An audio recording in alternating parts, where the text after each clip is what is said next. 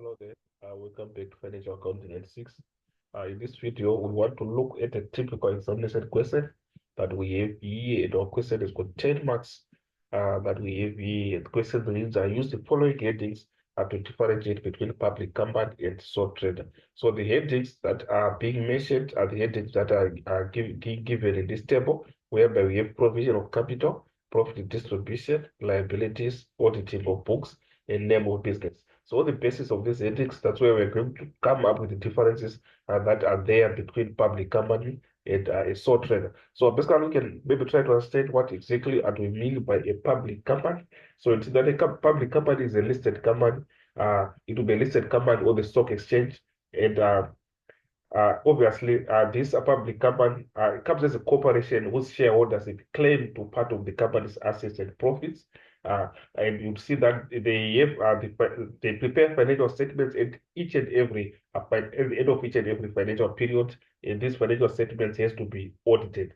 So it's compulsory for their financial statements to be audited. That is the financial statements of a public company. So you'd see that now. We have also a sole trader that we want to look at. So on the end of our sole traders, that a sole trader comes as a self-employed person who owns and runs their own businesses. So if you have anyone who is running his or her own business, I would call it a sole trader. Obviously, this person has to be operating as one person to be a sole trader. So you also see that this sole trader, he or she is legally responsible for all aspects of the business. So this person is the only one who's operating, only the owner, and are legally responsible for all the aspects that are there on the business.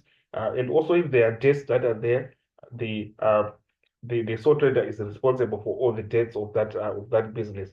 So we would see that there is unlimited liability from the point of view of the sole trader, whereby the owner of the business is entirely responsible for all its debts. So this is what we have. So going to our table here on the differences that are there between public company and sole trader, you'd see that under provision of capital, we have a public company obtaining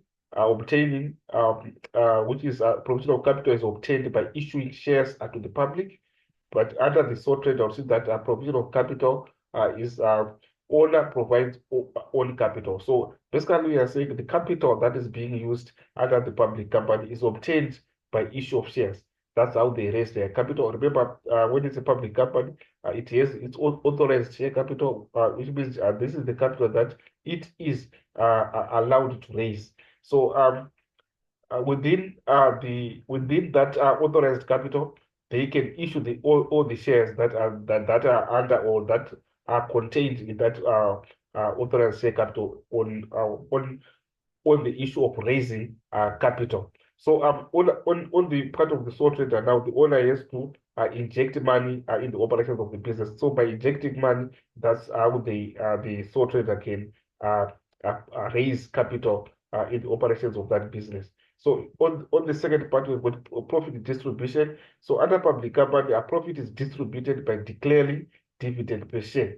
So that's how owners of companies enjoy the profits that are being made by the business. So as the owners, they are given dividends, which comes as dividends per share, which means for every share, there is a fraction that the owner has to enjoy as dividends. So if you go to sole trader now, the owner takes all the profits. All the profits that are being made by the business are taken by the owner. So remember, on the calculation of the net profits uh, of the business being run by a sole trader, we don't have the figure for net profit at the end of the period or net loss. So it means if the business is making a profit, all the profits are going to be taken by the owner of the business.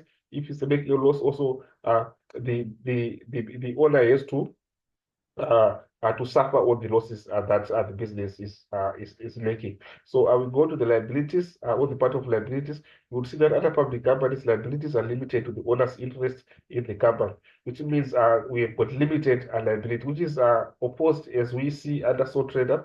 The liabilities are unlimited.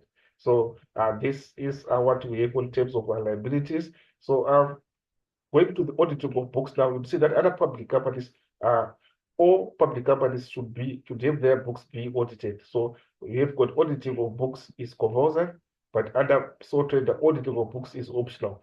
If the sole trader do not deem auditing of books as necessary, maybe for that financial period, it can have its books not being audited. But other companies, they have to be audited, and they have to be audited on average annual. Then we go to a name of business. Name of business of a public company must end with limited, which means in abbreviation you can just shorten it as LTD. This is as a requirement from the registrar of companies on how you should name your business. It should end with the word limited, which is LTD, whereby under a sole trader there is no legal requirement in terms of how the name of the business is set. So this is what we have, guys, in this video. All the differences that we can deduce between a public company and a sole trader. Let's meet again in the next video. As for this video, I'm signing out.